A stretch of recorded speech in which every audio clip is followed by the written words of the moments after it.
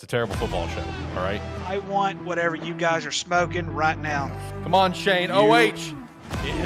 OH. Oh, baby, yeah! Shane, I swear to God. Welcome to a terrible football show. That's my quarterback and my teammate, man. Ruins my fucking holiday every damn year. Alex, What up?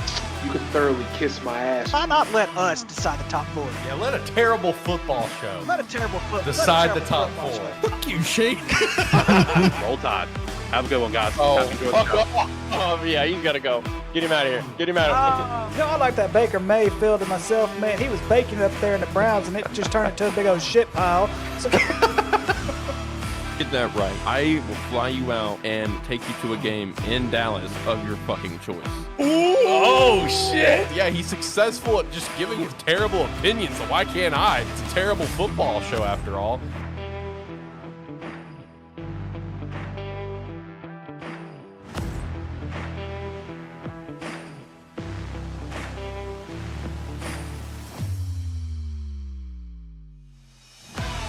Welcome to a terrible football show, episode 69.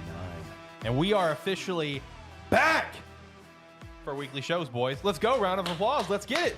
Let's go. It's celebration because when we're back for weekly shows, you know what that means, boys. It's time. Football is around the corner.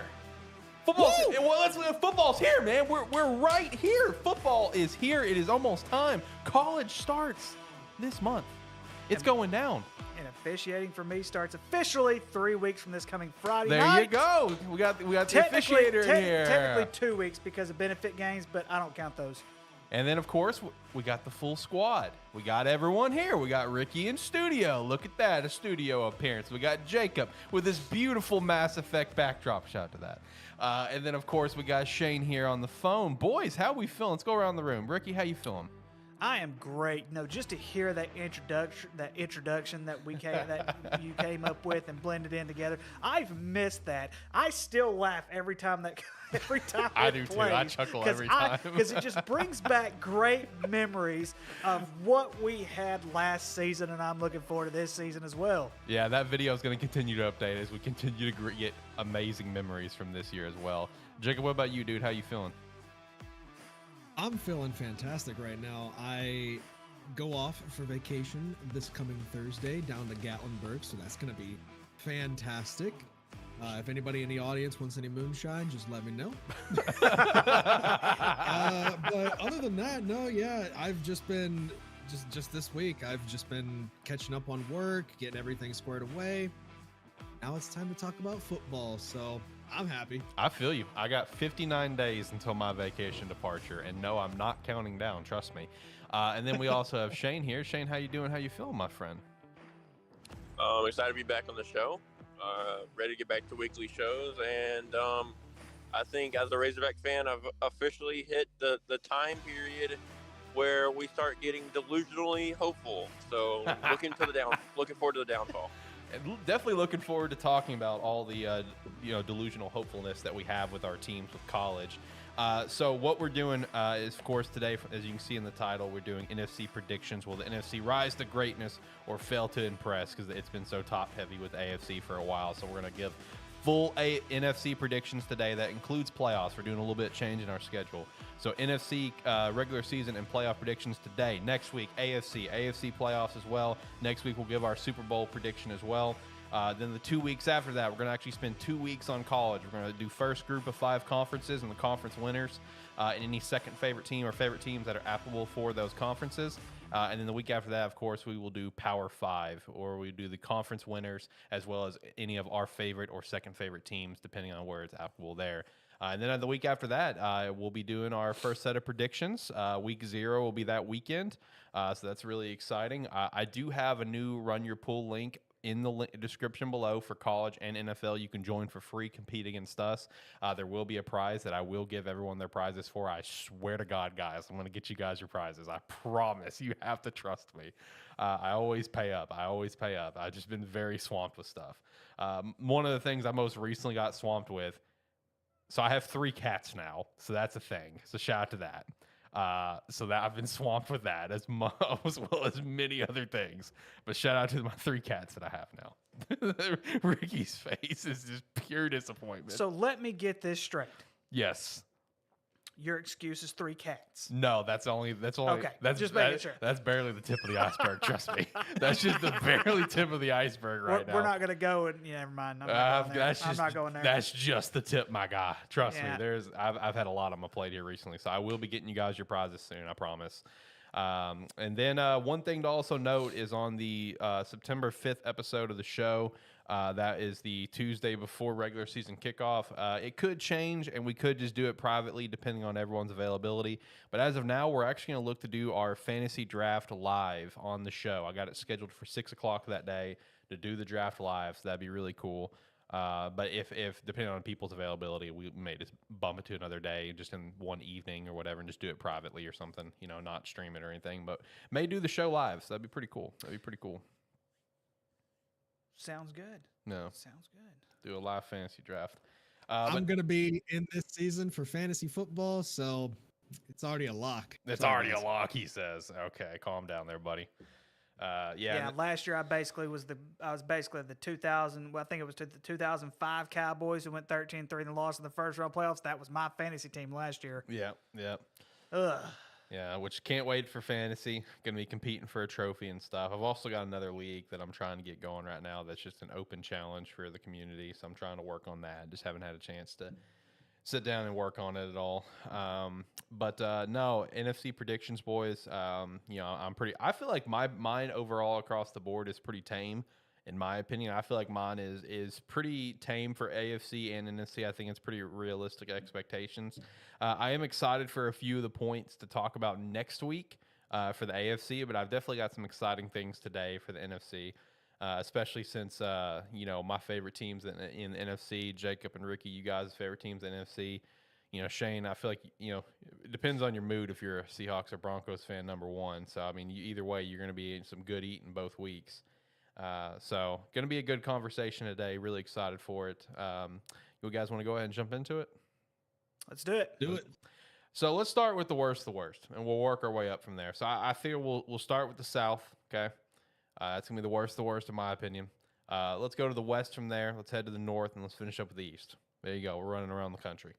All right. So kicking things off in the NFC South. All right. So every year in the NFL, there is always at least one conference that is just a massive shit pile where you could potentially have a team make it to the playoffs, barely 500 or under 500. And this year, in my opinion, is the NFC South. I think the NFC South is going to be terrible. And shout out to our guy Steve as well over here at Sparky3. He sent me his predictions since he knew he wouldn't be able to be here. And he is, buddy, he is aggressively on the NFC South being bad. So let me go ahead and shout his out because when I saw it, I did when he sent me his predictions, I first zeroed in on a team he had in the AFC South, and no, it's not the Jaguars. It's who he had winning the South. I first zeroed in on that, and I'm just like, the fuck? And then I realized right beside it what he had for the NFC South, and I'm like, the fuck? I know they're bad, but this is bad. Steve has the Bucks winning it with a 5-12 record. He has the Falcons in second place of the South, also with a 5-12 record. He has the Saints in third, also with a 5-12 record, and then he has the Panthers with a 3-14 record. And whose was this? This is Steve. Steve, I want what you're smoking right now, man. Steve. I want what you're smoking, man. That's awesome. Hey, but hold on. Lord. I want to, I know this is jumping ahead. I know this is jumping ahead, but I do want to shout this out for you boys. He's giving you guys some respect. He has the Eagles coming behind the Cowboys in the NFC East. He's got, but I'll give you records when we get there. But yeah, his NFC South predictions are absolutely top tier. I died when I saw it. And I want to point out when it comes to these records with the Bucks winning at 5-12, their division record's 4-2. So 4 other 5 wins came from division, and then they got 1 other win somewhere out there. Oh man. Jesus. But anyway, so I'll go ahead and kick mine off. So bottom of the barrel for me. And I think they're going to be bottom of the barrel for a few reasons. I think they're going to have some serious issues to start off the year, and I think we're going to see a firing here. and that's going to be the Atlanta Falcons. I like certain pieces about this team. I just don't like the coaching staff. I don't like Artie Smith over there. I'm a fan of Desmond. Is he going to be the guy? We'll see this year. I love me some Drake London. I like Kyle Pitts. I like what they're doing in Atlanta for a few pieces, but I just don't think they're there. 5-12 for me, 0-6 in division. Next up, I have the Panthers with a 6-11. I think Bryce Young's going to get some sneaky wins for this team. I really do. I think there's going to be some games throughout this season where we could see the Panthers come out with a dub. And just kind of get a little bit of a sneaky win. One example is which I think this team's not going to be good anyway, but like in week 12, I could see the Panthers getting a dub over the Titans, just to give one example. I could see, the Panthers getting, beating the Saints at least once, the Bucks once or even both times. I could see the Panthers getting some sneaky wins. For third place, I have the Bucks going 7-10, but listen to me on this. The Bucks are a team that could float from 7-10 to 9-8 and make the playoffs. Like, I don't think the Bucks are going to be great. I don't think Baker Mayfield's going to be great. I think Baker Mayfield is going to do just enough for that team. And I look at it from perspective of this team still has a lot of the same pieces as they've had for years of that Super Bowl winning team, right? If Baker Mayfield plays just enough, I think this team can get the job done. I just think their schedule's against them is ultimately what it is. As of now, I've got them going 7-10. I got the Saints winning the division with a 9-8. And again, that 9-8, man, like Saints and Bucks could finish 9-8 and win the division. Saints could finish 8-9 and come in second place. Saints and Bucks both could come in 9-8, and then it'd be a flip flop depending on how they beat each other. You know what I mean? Like there's a lot of if factors in there when it comes to the Bucks. But in my opinion, the Bucks is going to be an interesting team to watch because we could see a Baker Mayfield led Buccaneers team in the playoffs as the 4 seed at a 9-8 record. I think that is entirely possible. I really do. And the Saints, with them, I think Derek Carr is going to be okay. I don't think he's going to be amazing, but I think he's going to do fine. I will say this. I think it's possible that we're going to see a small resurgence of Michael Thomas this year. Nothing like he was, let me stress that. But I think Michael Thomas will actually be a factor this year, as well as Chris Olave, of course. Like I think this is going to be a team, and I love Jamal Williams at running back. There's a lot of question marks with Alvin, of course, with his legal issues and everything. But this is a team that I think could be just enough to win the division. Like this is going to be an interesting division to watch because I think they just all fucking suck. But someone's got to make the playoffs, and I think it's going to be the Bucks or the Saints. That's my take on the NFC South. I'll go next. So mine and yours are almost very, very similar. There's a couple of differences I have. I think the Falcons and the Bucks are both going to go 6-11. I've got the Falcons with the 2-4 in the division. I've got the Bucks with 3-3. My biggest issue with the Bucks, I think there's just going to be too much inconsistency, and I think not having a Tom Brady-led quarterback is really going to hurt them more than it's going to help them. I think Baker Mayfield, if we could see the Baker Mayfield that we saw in L.A. last year at the end of the season. I agree. That's what I'm banking on. I'm banking on. I'll go ahead and say this right now.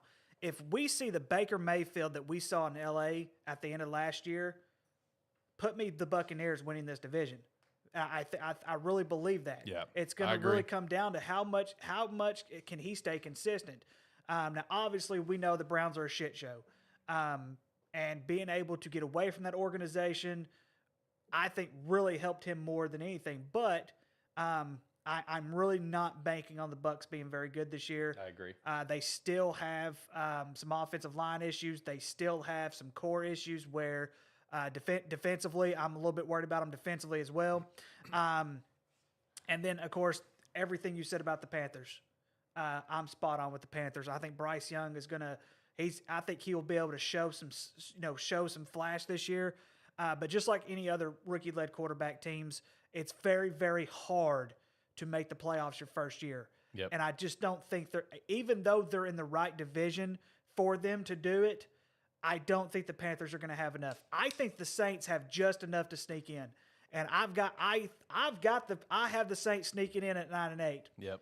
But I could also see them winning 12 or 13 games. See, with their schedule, I totally agree because at one point, I did my predictions so many damn times, man. Like when I was looking at this, there were so many times where the Saints had like 10 wins. Like the Saints could legitimately be a double-digit win team, So- but they don't fucking deserve it. Right. So look at this, though, guys. Their first 3 games, the Titans at home, they suck. Yep. They're at Carolina with a rookie quarterback. Monday night too. And it's a Monday night football, so that could easily be a dub. Then they play Green Bay at Green Bay. Green Bay's not going to be very good this year. Hint, they're not going to be very good this year. Yep.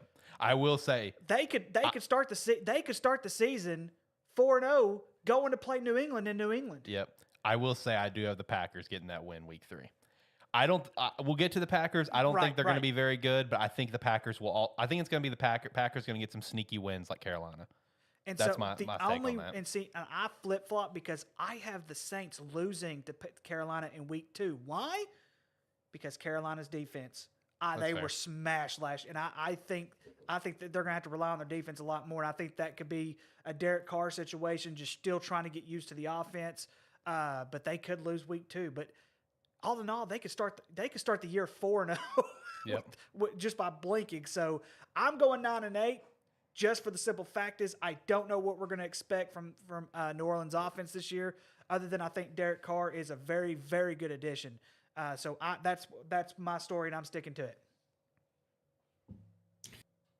All right, I'll go next. At the bottom of the barrel, I have a team that I think is going to be ripe for a teardown, with both Mike Evans and Devin White being ideal trades.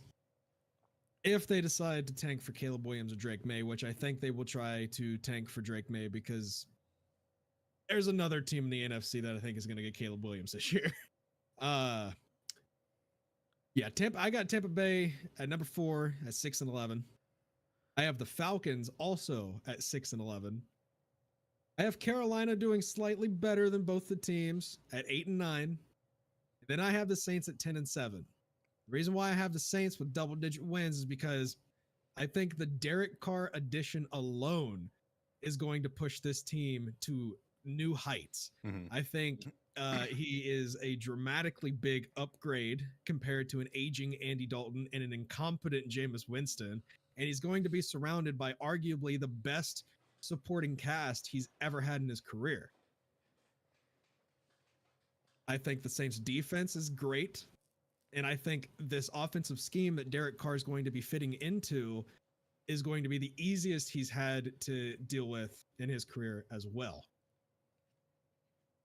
Okay. All right. That's You're fair. going to be very surprised about the NFC playoff predictions as well. That's all I can say. I don't know if I agree that this is the best supporting cast he's ever had in his career.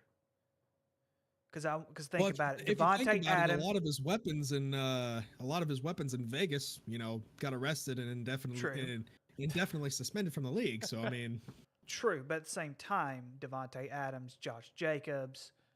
Now, the offensive lineman, I will give you that. New Yeah. Orleans offensive lineman is 20 times better Yeah. than the offensive line. I think in terms of weapons, honestly, I would say last year might have been the best year he's ever had. Just the problem is he had a horrible coaching staff and a horrible offensive line. You know what I mean? Yeah, they're getting fired this year anyway. Hint, Yeah. hint, Vegas isn't going to be good either.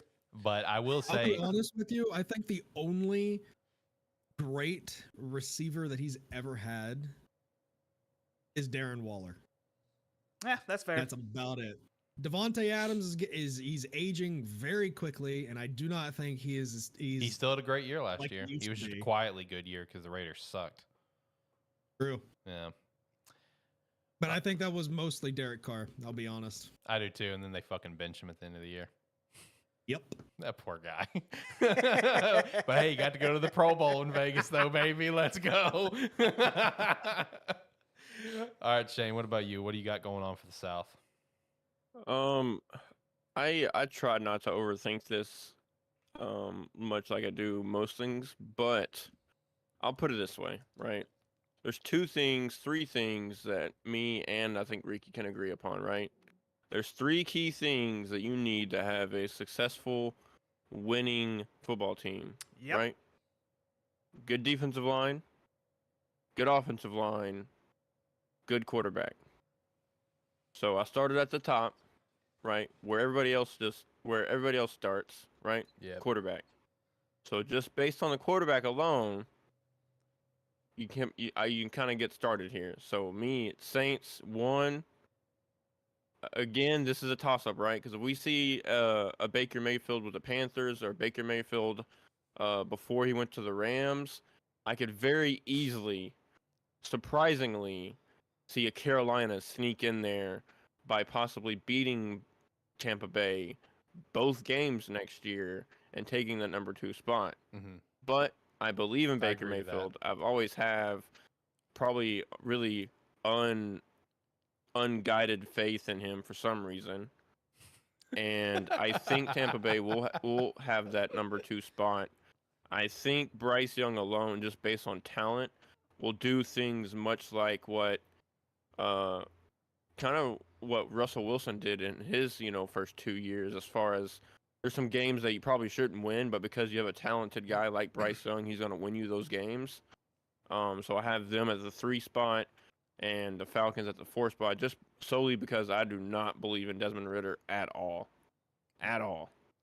Honestly, like, I don't even think he's a starting quarterback right now.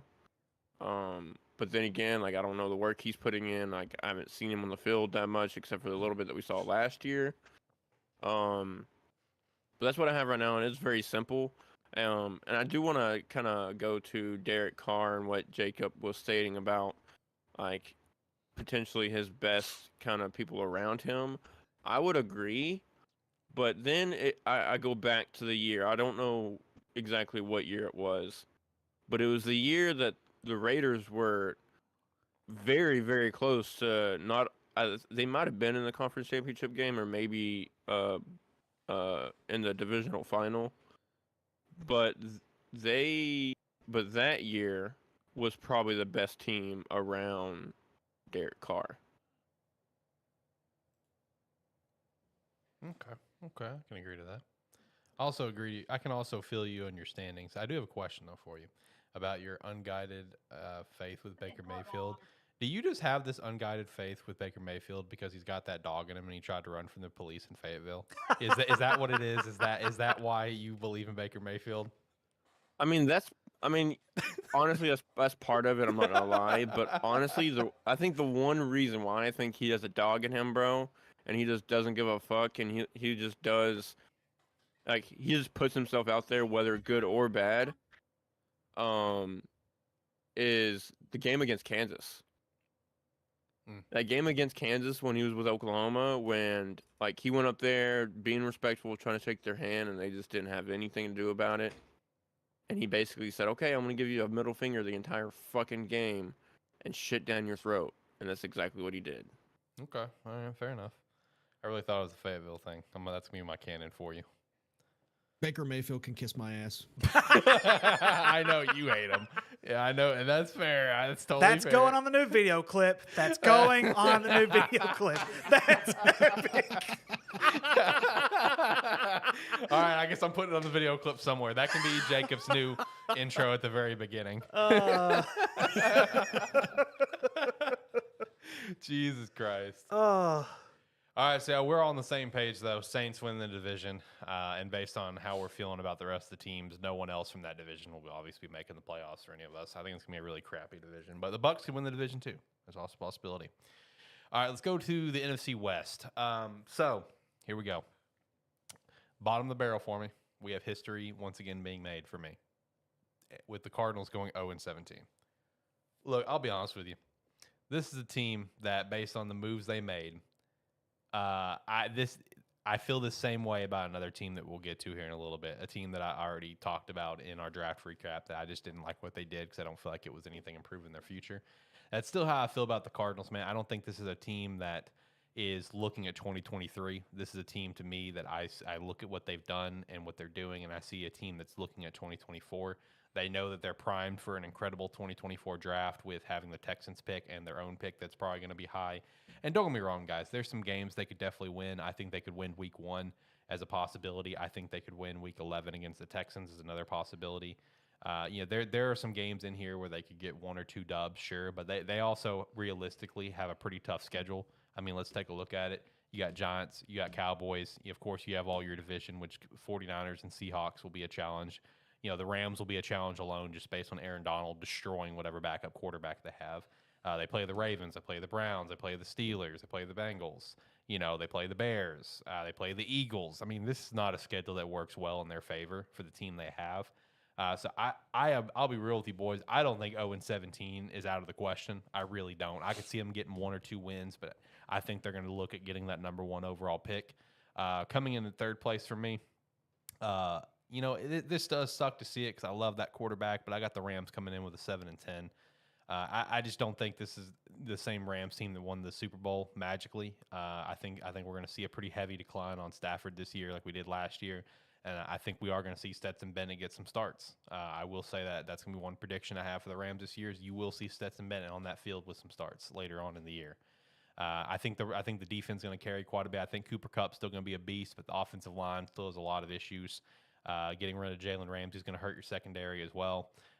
This is a team that's just going to struggle, in my opinion. I think that 7-10 could even bounce up to a 9-8. I think there's a few games that could be just dependent on how well Aaron Donald and maybe Cooper Kupp carries that team. In my opinion, those two guys will be the factors for if they do better. But 7-10 is what I've got, and the Seahawks coming in second place, regressing a little bit. I think this is a team that's also going to regress a bit. But I mean, they could bounce anywhere from where I have them to double-digit wins because I've got them going 8-9. But Seahawks could bounce anywhere from there to a 10-7 team, maybe even 11-6 team. There are a few games in there that are kind of dependent on that. I think like week 1, they could lose to the Rams at home. They're at home. We got the Rams coming. They could lose that game. I have them winning. Week 2, I have them losing week 2 against the Lions. They could beat the Lions there. Week 4 against the Giants. Seahawks could sneak that win on Monday night. I got the Giants winning currently. So there's some games in there, like week 8 as well. I have them losing to the Browns in Seattle. That's another game that they could win. I mean, there are games that they could sneak out and get a better record, but as of now, 8-9. And then the 49ers. Look, it doesn't matter who's at fucking quarterback besides that championship game because they didn't have a damn quarterback. It doesn't matter who's a quarterback, man. This team's going to be good. They've got the scheme for it. They have the incredible defense. I have them going 14-3, 5-1 in the division, and their schedule helps them quite a bit, man. I mean, you look at the 3 losses I've got. I do have them losing to the Rams once in week 2. I don't care how the Rams are right now. The Rams and Niners, that's a game that I feel like they're going to always split no matter what, almost just because of how they've been recently. I have them losing to the Bengals in week 8, and I have them losing to the Eagles in week 13. And even week 13, I think they could beat the Eagles with a little sense of revenge behind it, after what happened. But that's the only losses I have. So, I mean, they could honestly go 15-2 if they beat the Rams week 2 and lose to the Bengals and the Eagles. So, I mean, their schedule works in their favor quite a bit. It also helps that you got to play the Cardinals twice. You're playing, the Vikings on there, which on Monday night, which kind of goes against the Vikings' favor, in my opinion, unless Kirk Cousins stops failing on prime time. For the most part, I think the schedule works in their favor. I like Brock Purdy a lot. I really do. The defense is unbelievable. So, I mean, I think the schedule just works in the 49ers' favor with that 14-3 record for me. So, you and I are definitely in agreement about the Arizona Cardinals. I have them going 0-17. I actually had 2 when I first did this. I had 2 teams going 0-17, and then when I redid it, I'm like, okay, I'm only going to have 1 because having 2 of them, that's just complete garbage. I think the Seahawks are going to slip a bit this year. I've got them going 7-10, 2-4 in the division.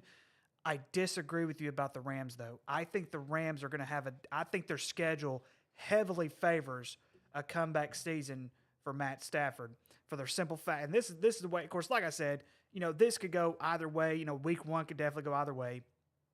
Week 2's in the book. San Francisco's going to win that game. Week 3, though, and the only reason I'm having them pick Cincinnati is because Joe Burrow's probably going to be out for the first month, if not 2 months of the season. And that's really going to hurt them in the long run. But I just feel like with Matt Stafford coming back, and as long as they're healthy, that was the issue last year, is they were not healthy. As long as they're healthy, they're going to have a chance. But other than that, they play the Colts in week 4. The Colts are going to be garbage. Yep. I do have them losing to Pittsburgh. I have them losing to the Cowboys. I do too. They play Green Bay in week 9. Absolute garbage. Yep. Seahawks, they're at home against the Seahawks. Another toss-up. I'm still going to lean toward Still lean toward LA in that. I've got them beating the Cardinals, obviously. I have them beating the Browns. I have them losing to Baltimore, and I have them closing out with wins. I'm going to go 4 straight because I think by the time they get to San Francisco at the end of the year, it's not going to matter anymore. The 49ers are already going to have it wrapped up. So I'm like, you know what? I'll just go ahead and let the Rams win this game because no one's going to care who wins that game to begin with. So I just believe, just deep down, I believe the Rams have a perfect schedule for a comeback from Matt Stafford this year as long as they stay healthy. And then I have San Francisco going 13-4, but I'm the same with you. They could easily win 14, 15 games this year. Let me see who I have them losing to. I do have them losing week 8 to Cincinnati, but that's also because I'm banking on Joe Burrow being back by then. Yeah. I have them losing to Philly, and then I have them losing to LA. I'm sorry. So, yeah, I have them losing to LA at the end of the year. So, I do have them going 14-3, not 13-4. My bad. But that is what I have for this division. And, yes, I agree with you, though, that San Francisco's probably going to be right up there again this year like they have been the last couple. So I agree with you guys. Obviously, Arizona's going to be the bottom of the barrel, but I do not think they're going to go 0-17. I have them at 4-13 I have them splitting with the Rams. I have them beating Cleveland. I have them beating Houston, and I have them beating Chicago. Oh gosh. That's not a jab at you, Alex. We'll get there. We'll get there. It's just how the cookie crumbles. I have the Rams at 6-11. I do not think this team is going to get any better over the course of the next 2-3 years. I think Matthew Stafford's pretty much done. He's won his Super Bowl. Time to retire. I have Seattle at 10-7, and I have the 49ers at 11-6. I have Seattle getting swept by the 49ers this season, but Seattle is my top NFC Super Bowl dark horse team. They are loaded on offense, and they devoted their top 2 picks to fixing their defense. They brought back Bobby Wagner, and they're getting back Jamal Adams. This team, it's ready. It's right there. If Geno Smith can stay as he was the last few seasons, this team's going to be great. Okay. Even though Devin Witherspoon hasn't even signed yet. He hasn't signed, right? He's the last one, I think. No, he's signed. Yeah, I think he is the last one. No, he's signed. Oh, he did sign? All right, finally. He signed yesterday. Okay, finally. But I do think San Francisco is going to win this division because Brock Purdy is going to be Purdy. Yeah, true. I like me some Purdy. He signed like 4 years, I think $31.98 million. Okay. And they let him, because the thing is with Seattle, what I heard is they like doing their signing bonuses split, right? So you get like a certain percentage up front, and then you get the rest later on, just so they can kind of backload that. But I think they let him have, either all of it or more of a percentage up front, and that's why that was the biggest dispute that he was having with the team, is that signing bonus and like when he was going to get it. But for me, I'll agree with y'all. Arizona, bottom of the barrel. I don't necessarily agree that they'll get to that 4-win mark, but I also don't think they'll get to 0-17. I think you really, really, really have to try to win no games at this point in the NFL. Even though as bad as they are, there's still teams that they can compete with and potentially win. So I have them going 2-15. And then it's mixy, right? As much as I like Brock Purdy, right, do we really think he can come back and kind of have that same success that he did last year? The team around him's built for it, but it'll solely rely on him, in my opinion. And that's a lot of pressure for a second-year quarterback. But if he does it, great.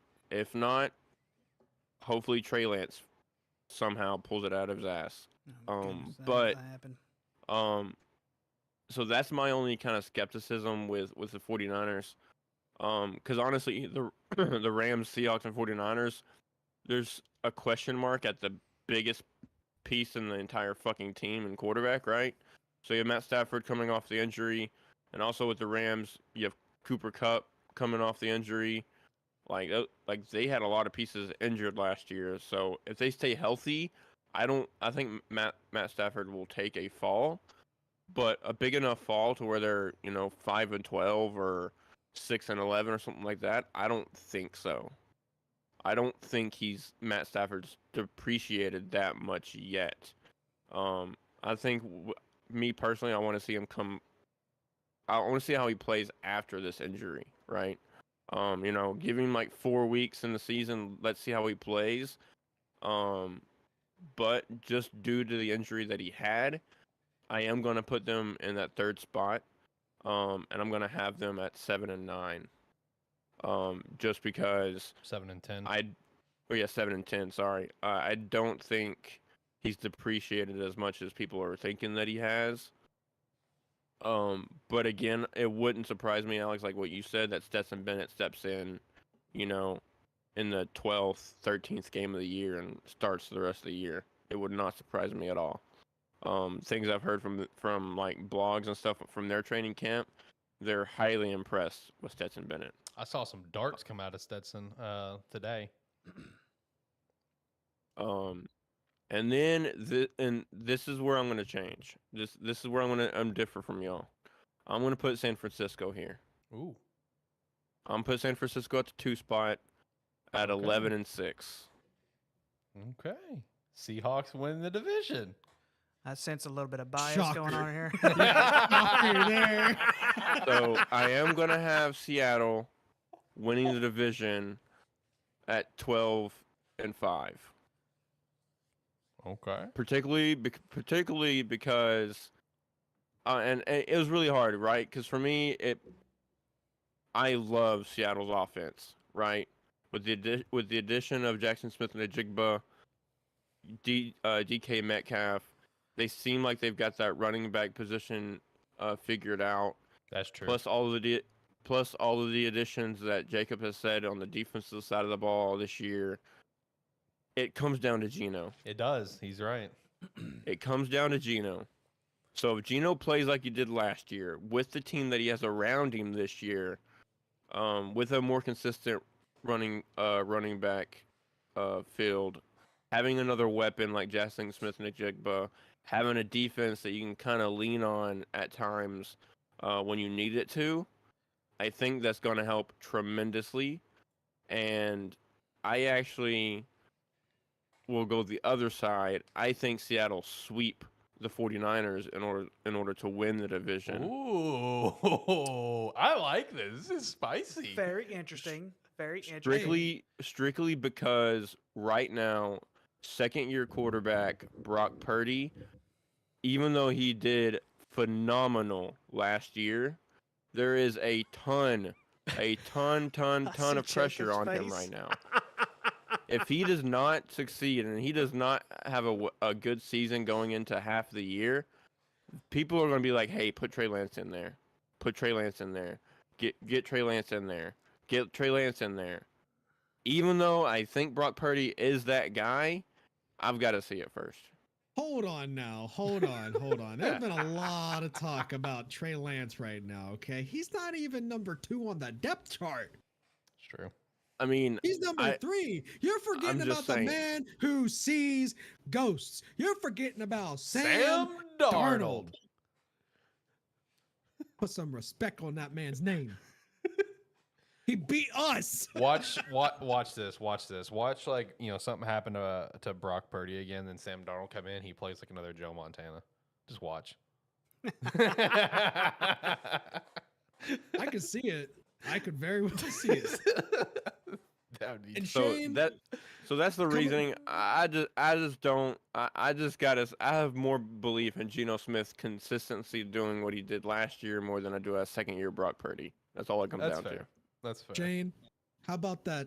How about that reinforcement coming from the Ohio State wide receiver JSN, man? He looks like a dog. He does. Oh, he looks phenomenal. Shane, He can looks we, That's great what out we there. produce. Shane, can we get That's what we OHIO produce at out Ohio of you? State. OH. What? IO! Oh, he did it. He did it. Shane did it. He did do it. He did it. He did do it. What a historic moment. Look, I had to look. Jackson Smith-Njigba looks incredible for my Seahawks. And Hey, wide him receiver, you. him No one does it better. paired with DK Metcalf are going to be a nasty duo. I'm sorry, it is. And yeah, to keep in mind Lockett too. Yep. Come on, Jacob. Don't be like that. He's getting lost behind those two. He just kinda he fills- is, but he he's just still kinda there fills as in a, the a gaps. nice number 3 slot. Like, come on now. Calm down. He's Calm a- down. He's gonna be our little Amendola just out there, just filling in Calm down. gaps. Calm down. He can still get the job done. All right, so yeah, all of us on 49ers except for Shane got in Seahawks winning it, and from the sound of it, it sounds like you got the 49ers probably still making the playoffs too with that record, but we'll see as we continue to move forward. All right, boys, let's go to the north, home of my team, and home of course, the Green Bay Packers. In a new era, Aaron Rodgers-less, I've got them going kind of bad, but here's the thing. I want Jordan Love to suck. Let me stress this, boys. I want Jordan Love to suck, and I think it's totally possible he's going to suck.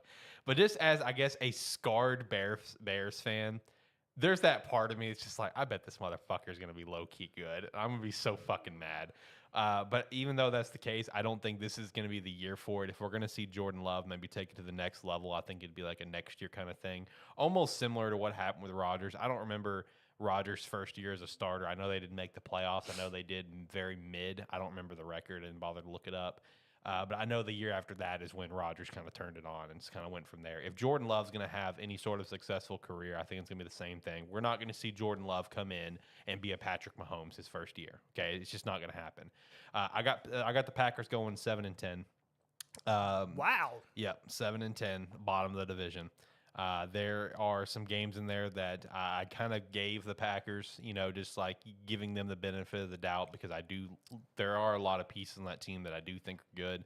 I've got the Packers winning week 3 against the Saints, which that's a game that the Saints could very well, win there. I've got the Packers beating the Bears week 18, unfortunately, in Lambeau. Hate to say that, but I do have that Packers winning week 1, so fuck you. There are some games in there that I could see the Packers sneaking away with, but 7-10 I think is pretty fair. Coming in third place, I have my Chicago Bears, but hear me out on this record though. I have the Bears going 10-7, double-digit wins, because let me tell you, it is very damn possible. Our schedule is in our damn favor. All right, week 1, let me stress, we could lose that game. It's the Bears. It's the Packers. We could lose that game. We're gonna win that game in Chicago, though. I'm gonna manifest it. But then let's go beyond that. Week 2, Bucks, dub. Week 3, Chiefs. All right, we're gonna lose that one. It is what it is. Week 4, the Broncos. We could win that one. I have us losing it, but we could win that one. Week 5 against the Commanders, easy dub. Week 6, with the Vikings, could win that one since that one's at home. I have us losing it. But I have us beating the Vikings on Monday night later in the year. Sneaking a win away for that one. So shout out to that. Chargers, L there. Saints could be a toss-up. I have us losing. Panthers, that's a dub. The Lions at the Lions. I have us losing that one. Again, beating the Vikings on Monday night. Beating the Lions after that.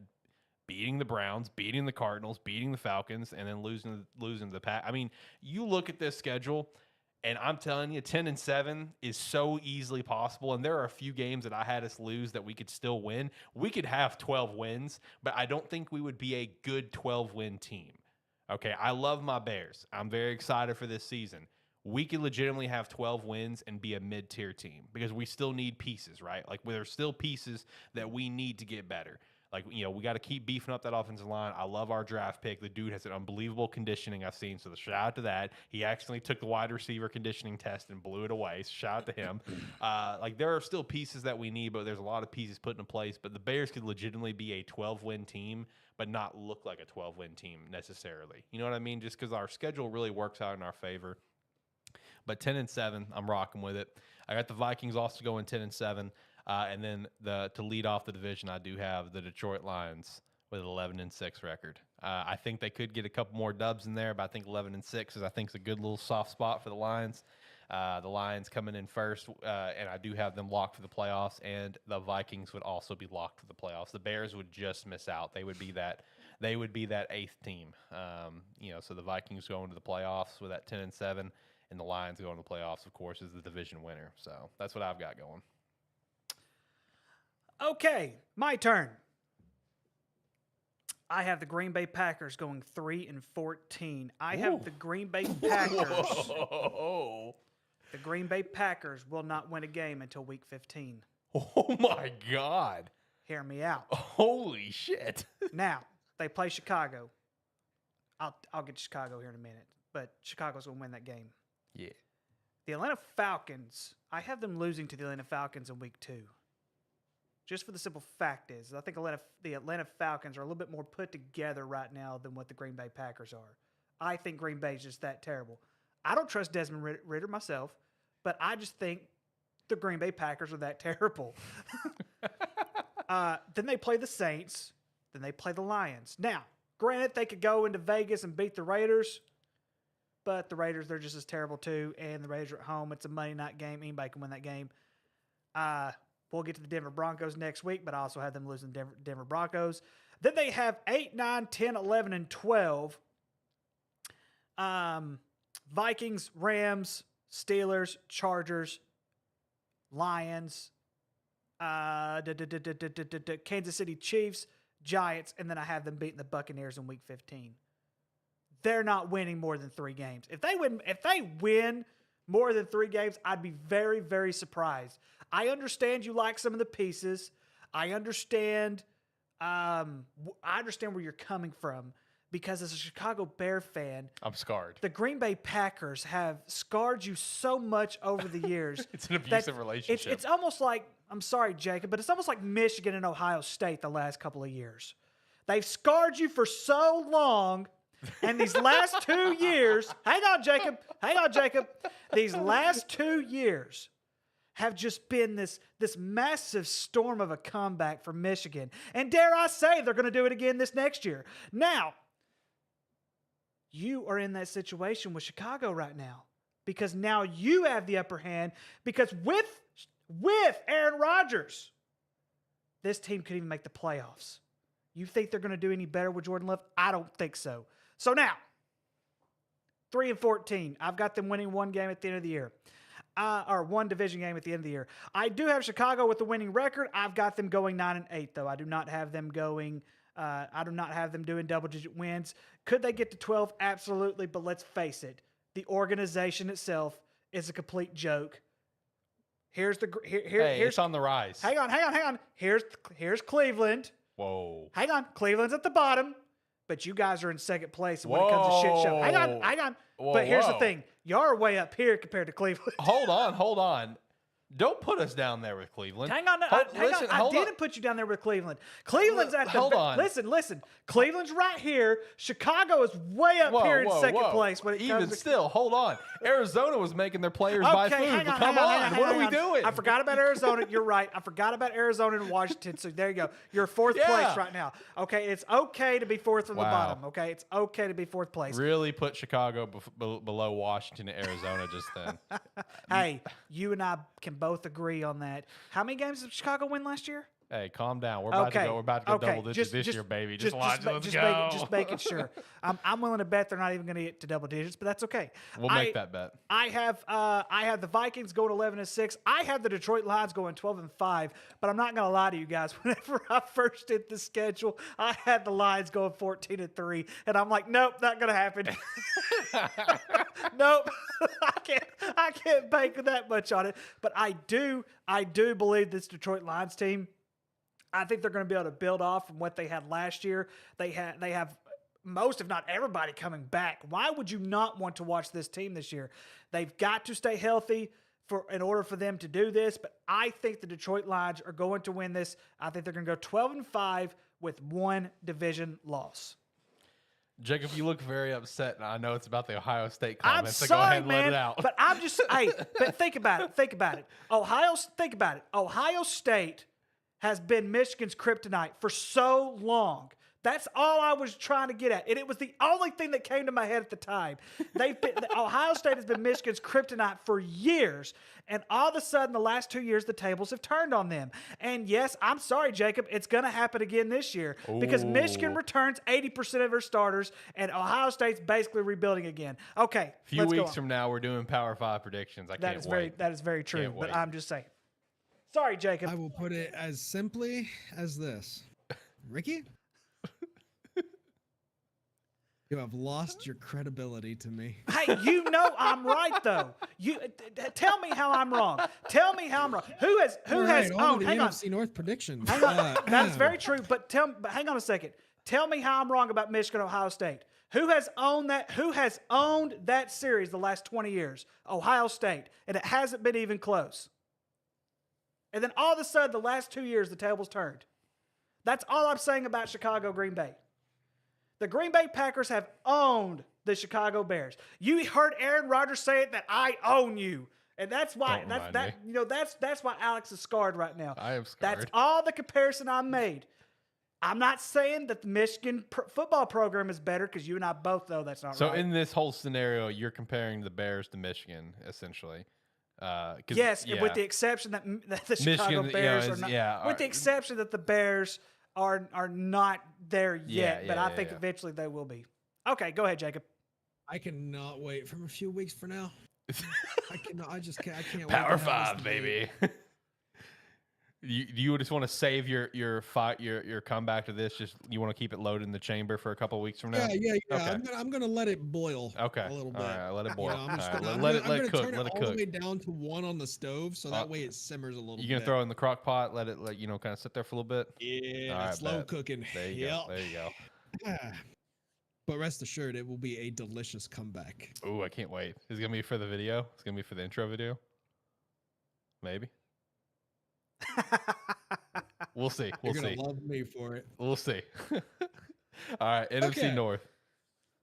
NFC North. I have this division. This division is, in my opinion, anybody's ball game. All 4 of these teams are mid, in my opinion. At the bottom of the barrel, actually, just to let you guys know, this whole division is decided by 2 games. 2 games separates the 4th and the 1st. That's fair. Chicago is number 4 at 7-10. Disrespectful. I think that they have a lot of talent, but they desperately need time to develop their playmakers. And I think that's still going to shine this year. Green Bay is number 3 at 8-9. Disrespectful. They're not going to win 8 games. They most certainly will. I do not see them. They're not winning 8 games. Every game until week 15. They're going to lose every game to week 15, and they're going to finally get to those NFC South teams that suck. Man, if they listen, their offensive core is young, but honestly, it's exciting. Yeah, there's a lot of unknowns, but there's a lot of talent still. Yeah.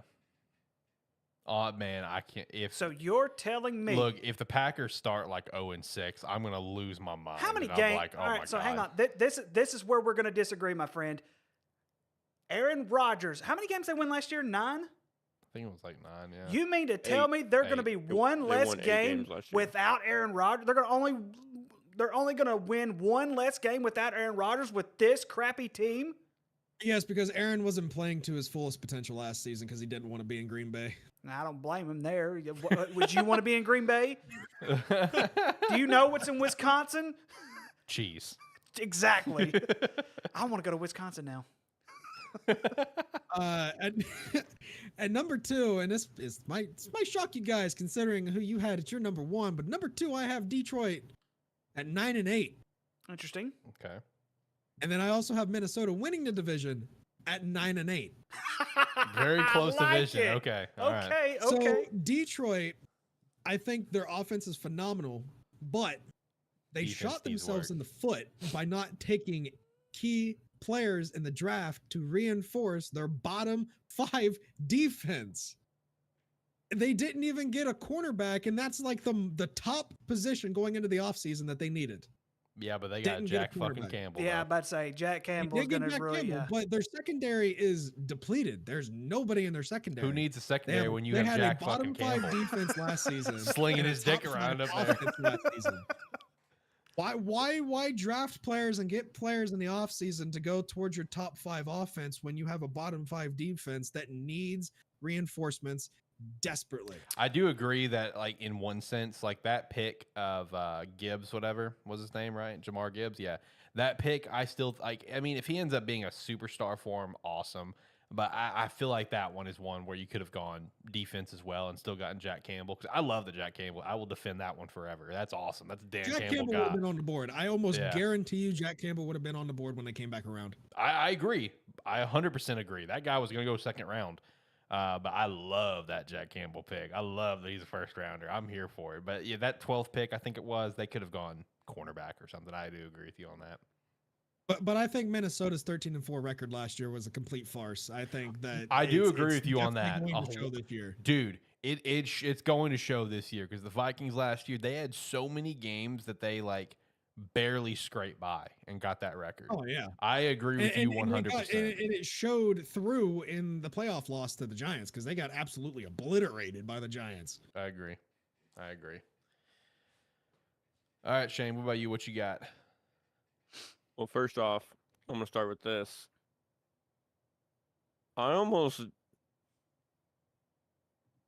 It's hard to side with Ricky sometimes, because as a fellow Arkansas fan, I just know that I'm going to catch some fucking strays from Jacob in 2 weeks because of the delusional shit that Ricky says. Hey. 65% of the time. Hang on.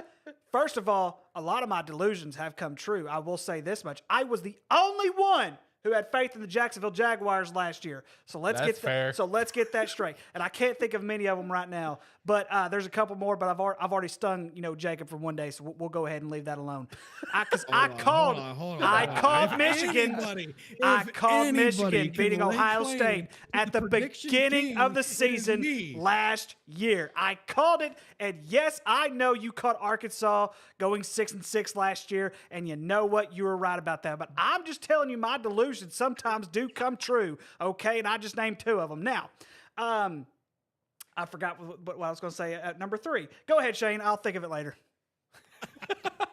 I side with Ricky on a lot of stuff, but this episode, did you bring something else in that Pepsi cup of yours? Because this shit's wild today. It's actually just a cover. It actually helps keep the can a little bit cooler. It's just Rockstar. Okay. He put something in that Rockstar. Making Go sure support you're Rogue having Energy, by some the way, liquid so you death. don't have so you don't have delusions like him. Go pick up some Rogue Energy with our referral link down below. Promo code Sparky3 to get 10% off. That way you won't have delusions like Ricky. Excellent. That was perfect. That's gonna be our new slogan for Rogue Energy. I didn't even like y'all when we were friends. Print it and paste it on a shirt. Let's get that in the stores immediately. Hey, as long as I get half the money back from the merchandise, I'm cool. But I am kind of in the middle with Green Bay here. I think they will be at the bottom. I don't think they get to 7 wins, but I also don't think they'll be bottom of the barrel 3-14. I think they'll hit somewhere in the middle, probably in the 5 range. I think best case scenario 6-11, and that's just if Jordan Love plays better than what we think he is right now. By what I've heard from other Green Bay players and interviews and stuff, he's God apparently. So if he plays like God, they may win the division. That's very doubtful. I don't think he can walk on water. Third, I'm going to have Chicago at 9-8. Split decision, I'm going to have Minnesota second, also at 9-8. And then first, I'm going to have, of course, the new Detroit Lions at 10-7. Okay. I think this whole thing with Dalvin Cook makes the difference between Minnesota winning the division and not. I even fiddled with the idea of Minnesota being in that third spot and Chicago being in that second spot because I think Dalvin Cook is that big of a piece for them, and I don't think he will be on their roster come, preseason or even first week of the season. So that's the main thing because I think Dalvin Cook, even though I believe Kirk Cousins, Kirk Cousins probably more than anybody in the world right now. But I think what allowed him to play to his level was Dalvin Cook being able to take that pressure off of him. Now he's not going to have that. So I think we're going to kind of see a downfall from Kirk Cousins this year, even with the weapons that he has. That's why I have him. I have them second. But I did fiddle with Chicago being in that second place over Minnesota. But I just think Chicago's team in general is not there yet. You guys have a lot of faith in Detroit. I will say that. I love them. One win away from a playoff win last year. One win away for a playoff last year. At the end of the day, this is where I stand because I was thinking the same thing, Jacob. But I mean, we see it in college, and we've seen it in the last 5 years in professional football. Less and less teams are caring about defense. They want to put up points. Especially after that Chiefs and Rams game that was like 49 to 48 or whatever. A lot of teams are kind of just loading up the offense and just going fucking gung-ho. So, I mean, it could very well be a thing to where, if their team doesn't put up 35 points a game, they're not going to win. But I think their offense is going to be very high-powered and put up a lot of points, especially if Jahmyr Gibbs steps up. Yeah, but even last year, you saw Detroit's defense ruined their season for them. They already where had a top 5 offense, but their bottom 5 defense ruined everything for them. And that's a lot of the reason why you have that young core T from last year. They're young. You're going to see that. There's going to be improvements made. And for the record, I said at the end of last season, Detroit was going to win the division this year. So I have to pick Detroit to win the division. You did say that a while ago, yeah. I said that a long time ago. So I mean, I know I see where you're coming from, but we're not in 2022 anymore. We're in 2023, and when you have a young defense like they had last year, you're going to see gaps like that, Jacob. You're going to see gaps in the secondary. You're going to see gaps on the defensive line. You're going to see that. But that's the whole part of being young and maturing up another year. Maturing another year, especially in the National Football League, makes all the difference in the world.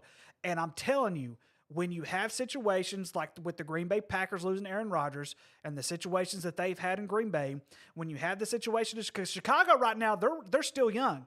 They're still trying to figure that out. They're still trying to figure out their quarterback situation if Justin Fields is going to lead them along the way. And then you look at just Minnesota right now. Minnesota was depleted by that one playoff loss last year. Depleted.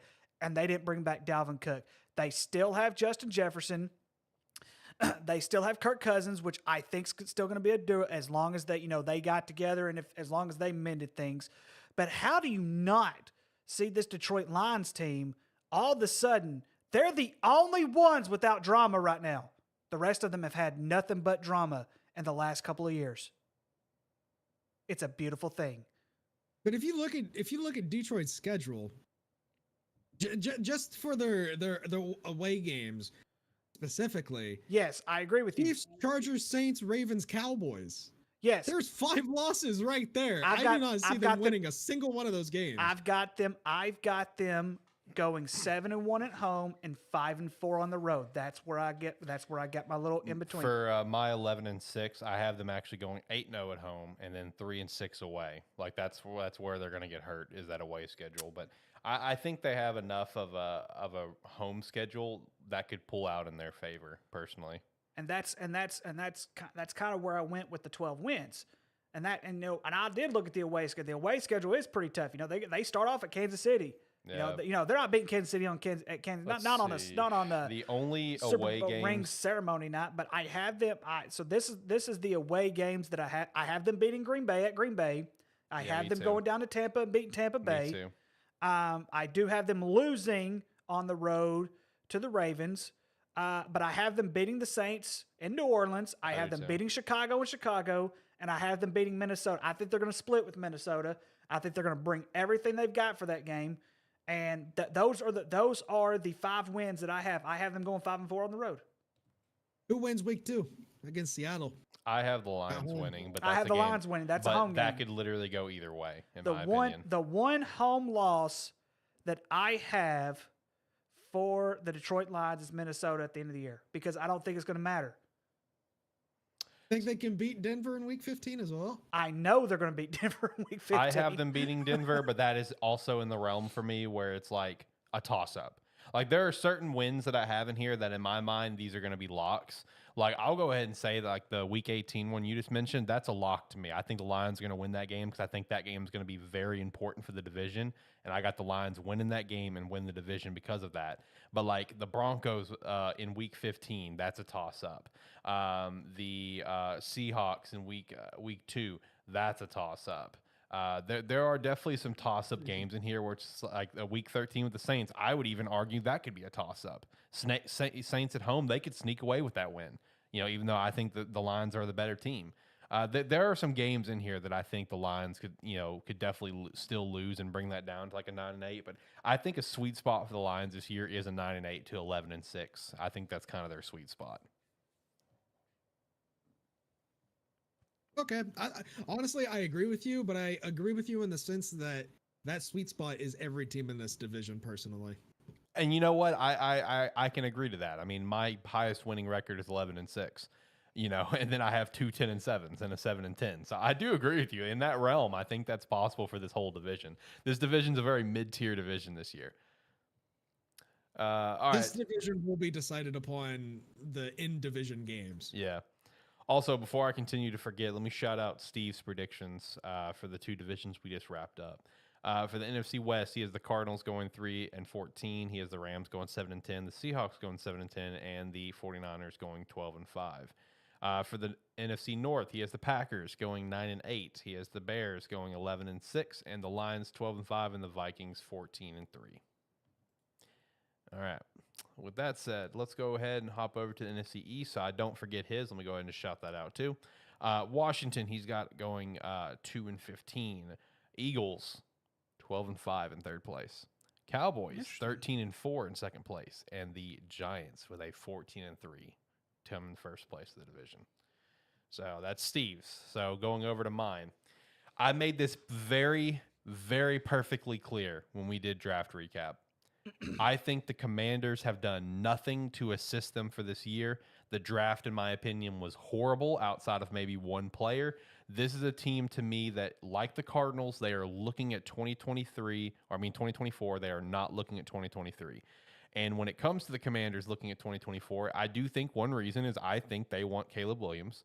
Caleb Williams is from the area. He is a Washington fan, unfortunately for him, that poor guy.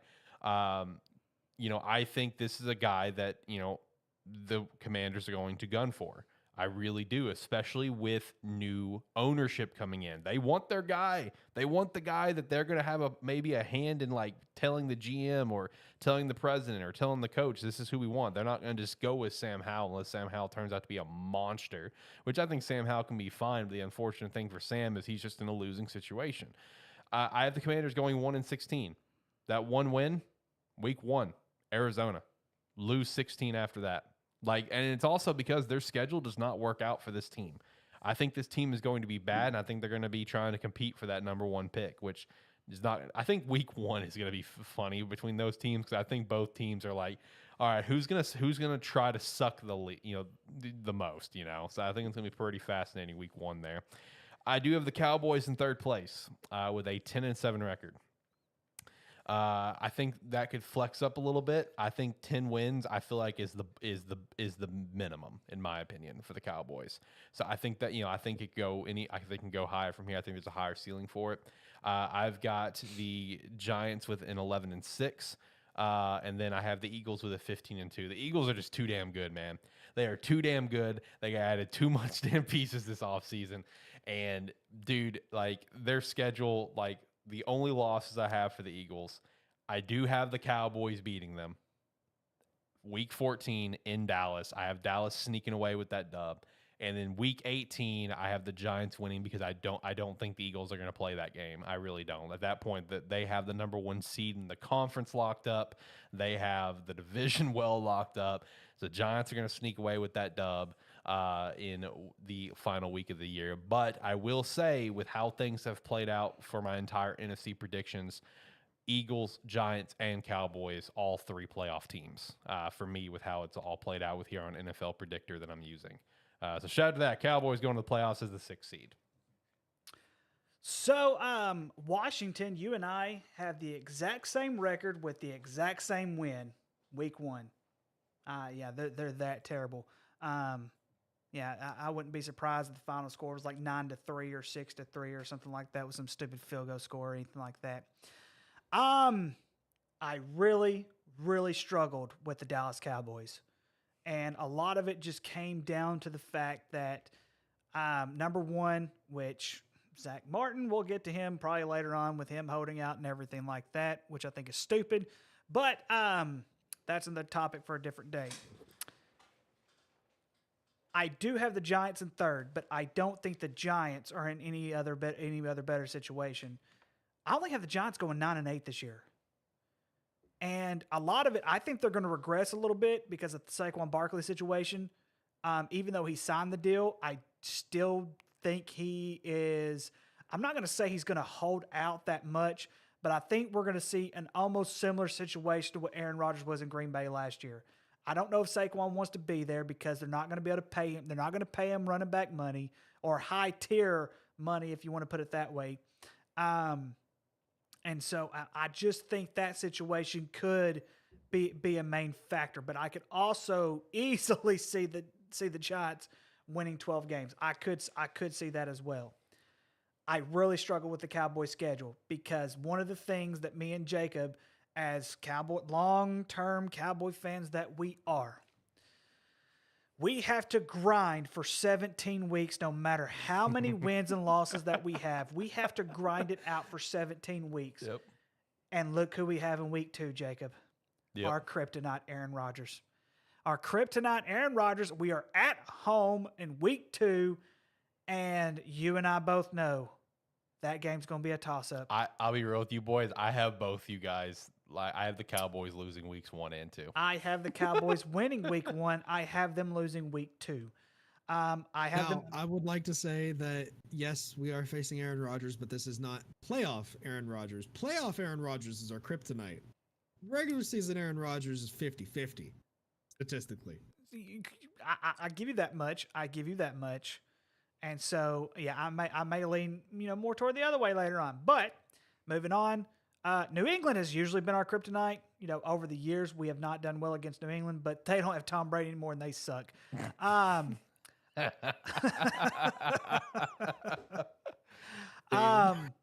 do have us losing to the 49ers. I also have us losing to the Chargers. I do have us beating the Rams. I have us splitting with Philly. They're going to sweep the Giants. They're going to sweep Washington, and then they're going to go on a tear toward the end of the year. The one game that's even a bigger toss-up for me, just for the simple fact is that I don't know how the Buffalo Bills are going to really like secure themselves this year or anything like that. But the only reason I have us losing week 15 of the Bills is because it's cold-ass weather. That's the only reason fair. why I have them losing. But I have the Cowboys going 12-5 with that one division loss with Philly. And then I have Philly going 14-3 for all the same reasons. The only thing that makes me kind of cringe at Philly, winning 14 games, is if you look historically, teams who lose the Super Bowl typically don't do very well the next year. And I think the only exceptions we can take in the last decade or so, Kansas City being one of them with Patrick Mahomes, Tom Brady. And I think there was one year the Pittsburgh Steelers lost in the Super Bowl and still made the playoffs the very next year. But other than that, they tend Other than those 3 exceptions that I can think of off the top of my head, teams who lose the Super Bowl for whatever reason struggle the very next season. But I think with the core that this Eagles team has, I think 14-3 is a very good record for them. And only time will tell. We will see. As of now, I feel like the Eagles are going to be in the same realm that the Chiefs were when they lost Super Bowl to the Bucks. I just think the Eagles are too loaded of a team right now. Where I'm with you, they lost Super Bowl, sure, but I don't think that's going to make them lose a lot of games. I think they're going to be right back. So I'm with you on that. Okay, so I was not nearly as harsh on the Washington Commanders as you two were. Also, on my prediction notes, I have Washington Commanders ? Because who knows if they're going to be the Commanders going forward. That's true. They could go back to the football team. New They owner could could be already any change the other name. name. I will say if they go back to the knows? football team, I understand it's the Commanders logo, but I actually like that W quite a bit. I think it's pretty sick. Keep the W, just change the name. Yeah, I mean, I liked the Washington football team. Not at first, but it grew on me. Yeah. Commanders is just kind of dumb. Yeah. I have them going 7-10. What? With their biggest win coming against the Jets. Wow. I honestly think that the Washington Commanders defense is going to keep them in games to allow Sam Howell to develop, and towards the end of the season, you're going to see Sam Howell become a pretty decent quarterback. Are you drinking some Rockstar Energy over there? He's smoking something up there. I have the Giants going 9-8. See, we agree on that. The Giants do squeak in as the 7th seed in my playoff predictions. And then to top it off, at 2 and at 1, I have Dallas and I have Philly, both going 12-5. Dallas's 5 losses. 2 of them, they get swept by the Eagles. I have us losing to the Bills. I have us losing 1 game with the Giants. And then I have us losing against the Chargers. You think we'll beat the 49ers week 5? I do think we will. Okay, because I we had can that beat win the too. 49ers all day long in the regular season, but when it comes to the damn NFC divisional game, we can't seem to do anything against them. Yeah, you have Zeke Elliott trying to block a defensive lineman. Don't remind us. Why do you have to remind us of our nightmare, man? That play is one of the worst. It's probably the worst play call I've ever seen. That wasn't his fault, though. That wasn't even Dak's fault. The Colts fake punt they attempted is not as bad as what the Cowboys did there. Oh Lord! Oof. Yikes. So as far as the Cowboys go, it's Super Bowl or nothing. At least that's what I'm thinking. The roster's loaded to the brim with talent, and they brought in much needed veterans at major positions while spending next to nothing for the majority of them.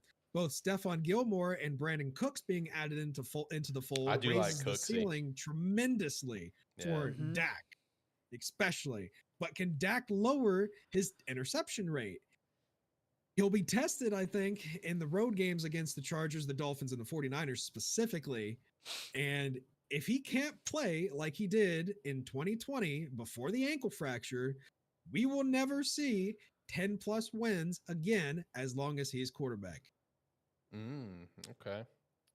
Very interesting. This season very much relies on his touchdown interception ratio. And I wholeheartedly agree because because you look at the running game, I know Tony Pollard signed his deal, his franchise tag. He's wanting to get more money.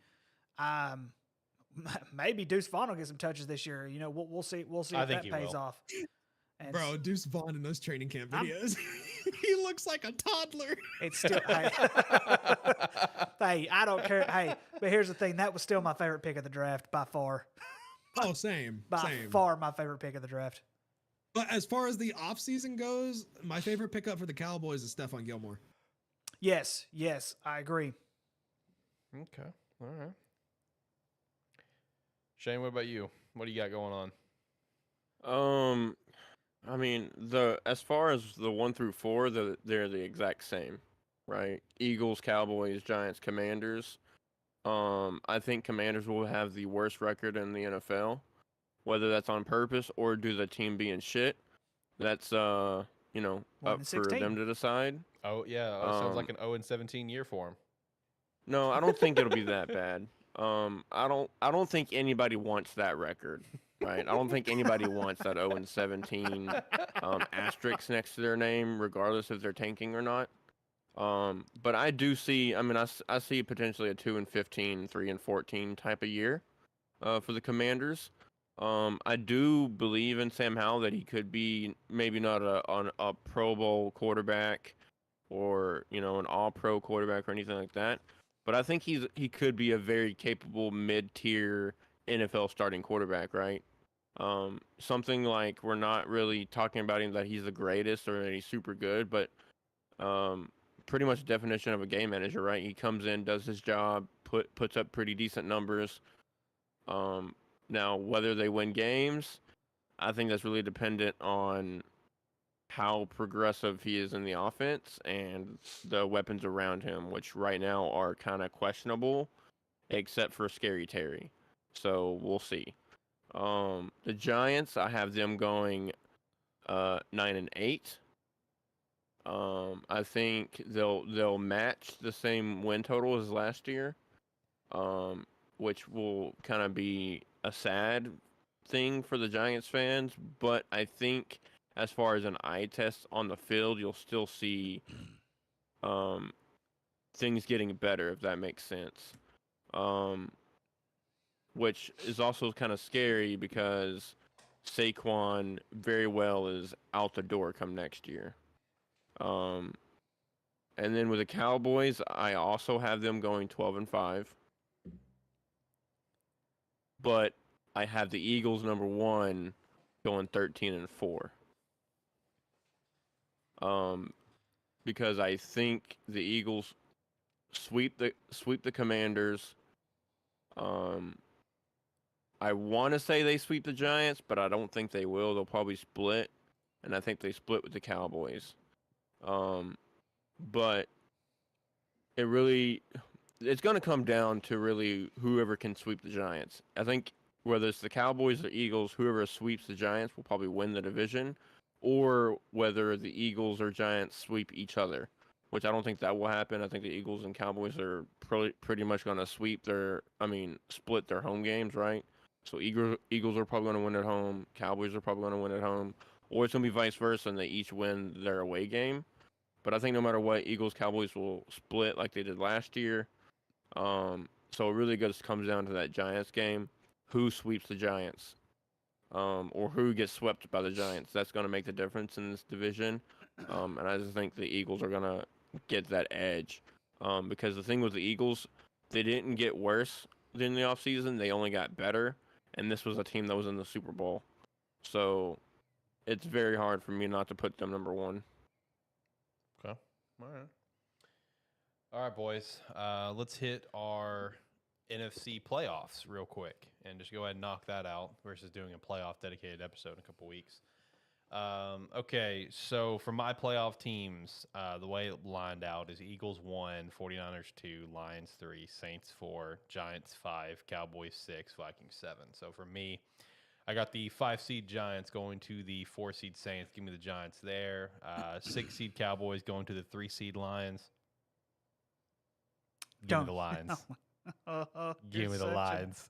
And then the 7-seed Vikings going to the 2-seed 49ers. Give me the 49ers there. Going from there, we have the 3-seed Lions to the 2-seed 49ers. Give me the 49ers. And then give me the 1-seed Eagles versus the Giants. That's going to be a rematch of last year with the Eagles still winning and going to the Super Bowl. That's my playoff predictions. So my standings are almost very, very similar to yours. I do have Philly at 1, San Fran 2, Detroit 3, New Orleans 4, Cowboys 5. I've got the Rams 6 and the Vikings 7. I do have the Cowboys going on the road to beat the Saints. I have the Lions beating the Rams to move on, and I have the 49ers beating the Vikings. And then next up, this is where our hearts get broken, and the Eagles beat us again. And so for the we're just gonna call it like it is. And then I have the upset of the century. I'm kidding. I'm not that delusional. San Francisco will move on, and then I have San Francisco beating the Eagles to go to the Super Bowl. Okay. My 1 through 7 is Eagles, 49ers, Saints, Vikings, Cowboys, Seahawks, Giants. I have the number 7 seed Giants going to the number 2 49ers. I have the Giants winning this. I like Only it. because by the time that the playoffs roll around and a super wild card weekend or whatever rolls around, 49ers have a shit ton of injuries. Key injuries every year. I think the Giants can capitalize on that because the Giants usually aren't as injury prone towards the end of the season. I have the number 6 seed Seahawks going to the Saints, and I have the Saints winning. I have the number 5 seed Cowboys going to the number 4 Vikings, and I have the Cowboys winning because the Vikings are very depleted as a overall team. And in the divisional round, I have the Giants going to the Eagles, and I have the Eagles winning, and then I have the Cowboys going to the Saints, and I have the Saints winning. The NFC conference game is the Eagles versus the Saints. I have the Eagles winning, don't worry. But I like the Saints team going deep into the playoffs. Wow. Okay. Like it. All right. And who'd you have making to the Super Bowl? I'm sorry. The Eagles. Okay. All right. All right, Shane, what about you? What's your playoff predictions based on everything we went through? So as far as my division winners, let me go back here. I'm sorry. Saints, Seahawks, Lions. Yeah, Eagles, so and Bears. Eagles, Lions, Saints, and Seahawks. My 4 division winners.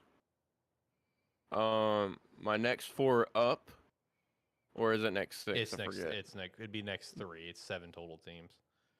Okay. So I know you had 49ers and Cowboys. I don't know. I don't remember who your other one was. I don't know if it was the so Vikings or not. Cowboys, 49ers, and then it's gonna be I think it's gonna be a toss up between the Giants or Vikings. Okay. How do you have it playing So out? Who do you either- got going to the Super Bowl? As far as a breakdown on the bracket, I don't know what my matchups would be because I don't have a bracket in front of me. Okay. Do you know? And I don't know. Like, the NFL is always weird. They don't have like set numbers. Like you play and Yeah, you do. it's always you do. Yeah, that's always set numbers.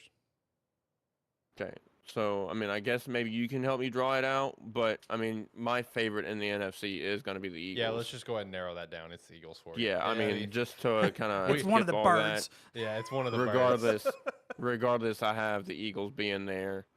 If not, I think my top 3, honestly, my top 3 NFC kind of potential Super Bowl teams would be Eagles, Seahawks, and Cowboys.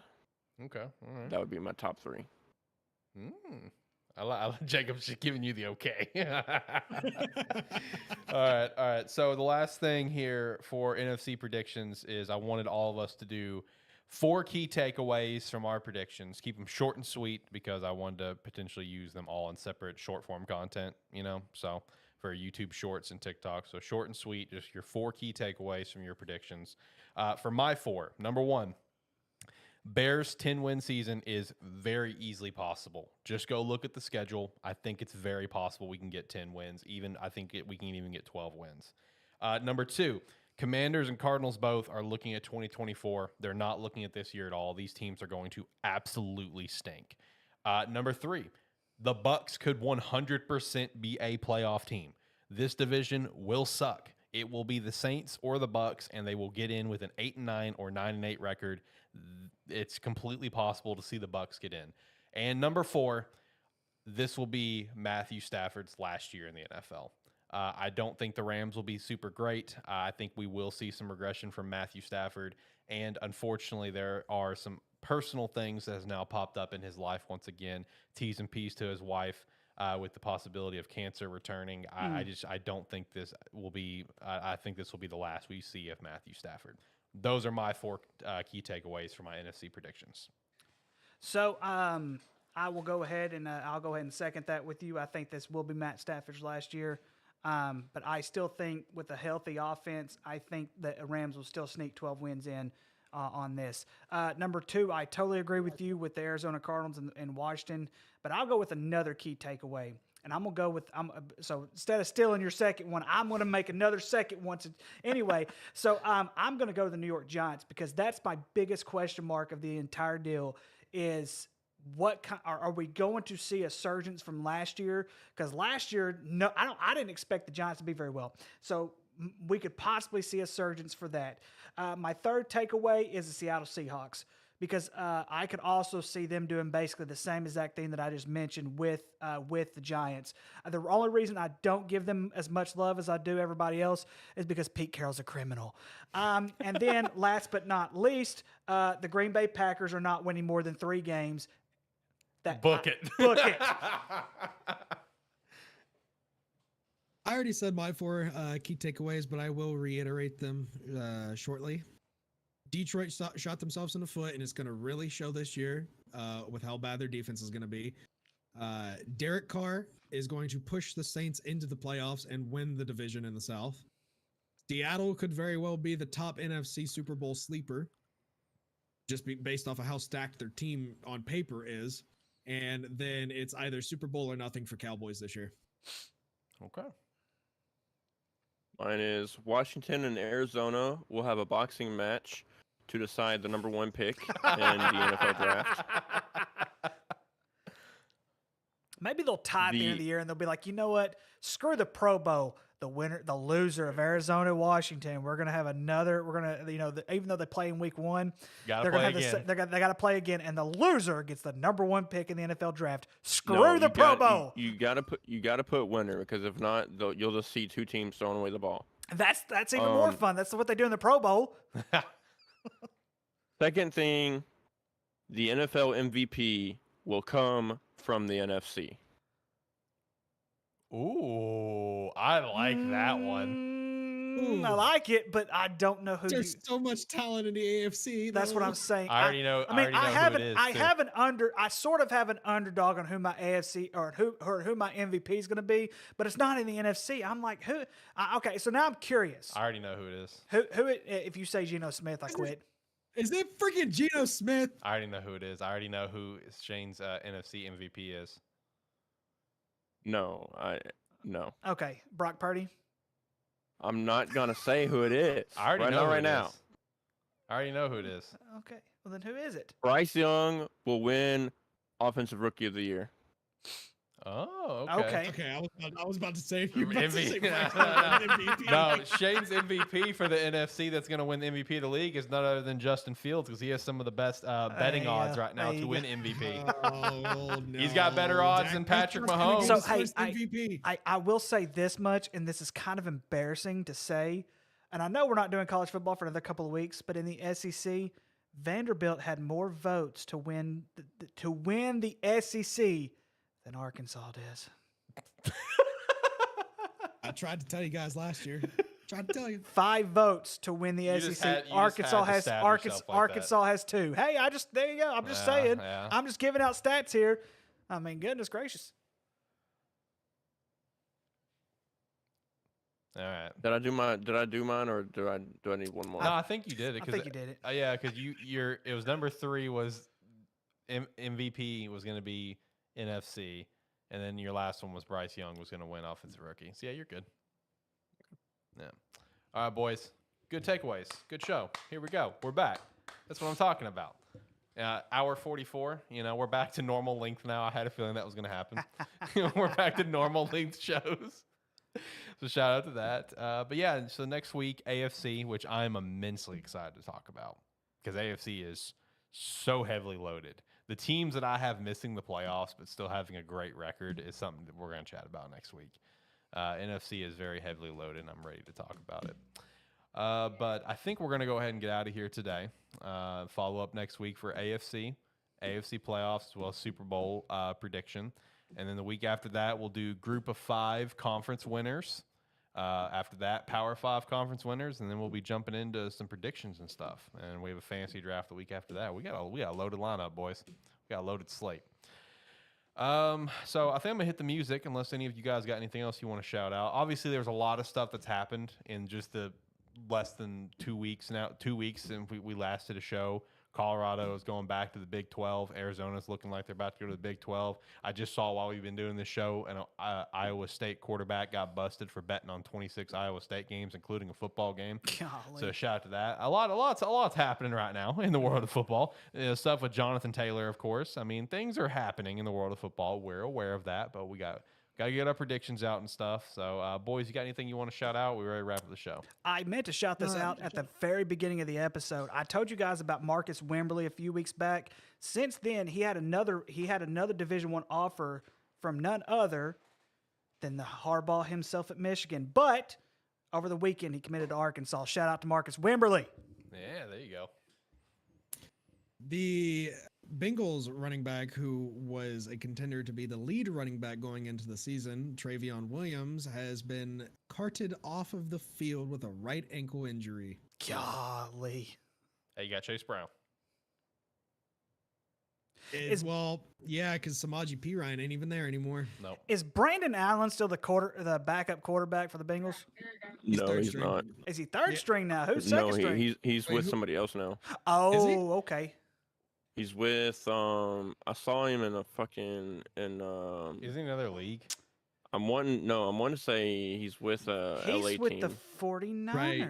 The Bengals have Trevor Simeon as Oh, their second string. Gosh, you're screwed. You know what? He's I with gotta the 49ers now. He's listen to the number 4 quarterback. Yeah, he's getting cut. Yeah, he's going to get cut. He's gonna be picked below Trey Lance. That's horrible. Yep. Man, Trey Lance. I think talk he'll get about picked a- up, though. Talk about a failure of a trade on that. You'd trade up all that capital to get Trey Lance, and now he's played 1 game for you. 2 games, I think, because I think there was, obviously he played, I think, obviously the monsoon game up in Chicago, and then the year before, I think he played at the end of the year. He's played like 3 games for the 49ers. Yeah, it's just wild to me. Like a moment. Michael Thomas is ready to go, quote unquote. Good. Also, one special shout out. I sent Jacob this. Shout out to Chris Henry's son, Chris Henry Jr., committing to Ohio State. Hell yeah. Shout out to that. Shout out to Adam Pac-Man Jones for adopting Chris Henry Jr. after Chris Henry passed away. What a legend. What a legend. All right, boys. I'm going to hit the music. We're going to get out of here. It's a good show. Good show. I'm glad we're back weekly. I'm here for it. I'm ready for some football. It's in the air, baby. It's in the air. I'm very excited. I'm very excited for the upcoming predictions for college, AFC, and everything of the sorts. Boys, any last parting words as the music plays? Tune in to find out who's going to be my NFL MVP out of the NFC. Are you going to reveal it next week? That or I'll reveal it. I'll probably reveal it next week, but it's going to be at the end of the episode. All right, bet. Maybe that we should just I will add be that. here. Maybe we should just add that. NFL MVP next week? Yeah, do All right. AFC, NFC, and then NFL, which Yeah, usually like, is. what, award winners next week, too? Yeah, we can do some of that. Yeah, we'll do that. Award winners next week as well. Adding it on. We're going to add it on. Shout out to Shane. Any other last words, boys? I won't be here next week, but my That's true. predictions will be here next week. But Yep. the following week, coming for you, Ricky.